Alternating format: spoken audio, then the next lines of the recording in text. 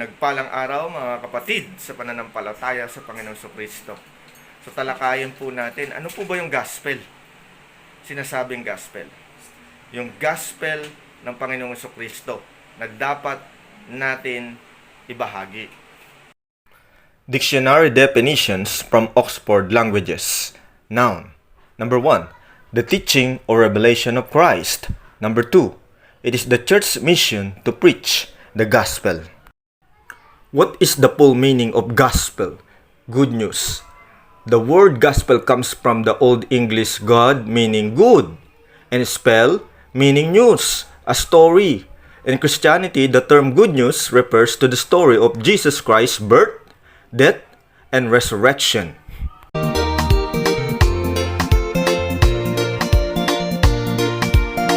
Sa mga tuwid, ang gospel ay tumutukoy sa istorya ng ating Panginoong Jesucristo.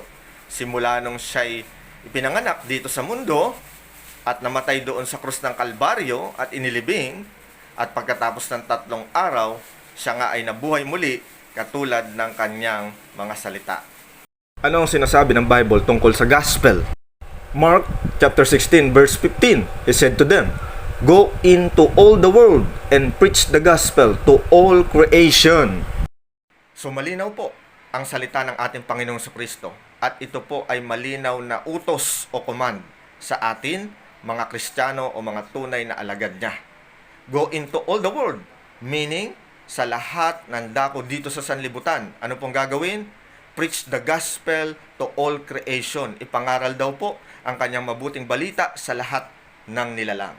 So ang tanong, paano natin ito gagawin? Una, siguraduhin muna natin na tayo ay talagang tunay na Kristiyano o tagasunod ng Panginoong Jesucristo.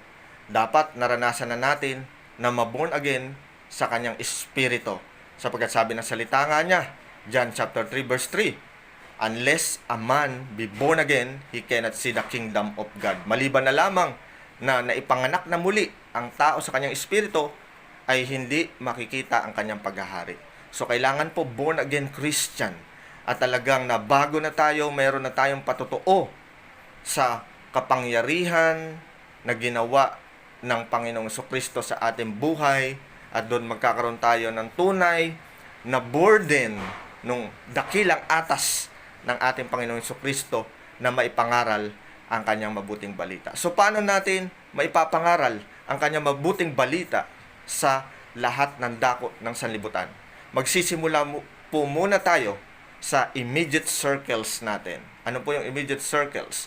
Pamilya, mga kamag-anakan, mga kaibigan kapitbahay, mga kaklase kung nag-aaral, kung nagtatrabaho, mga katrabaho.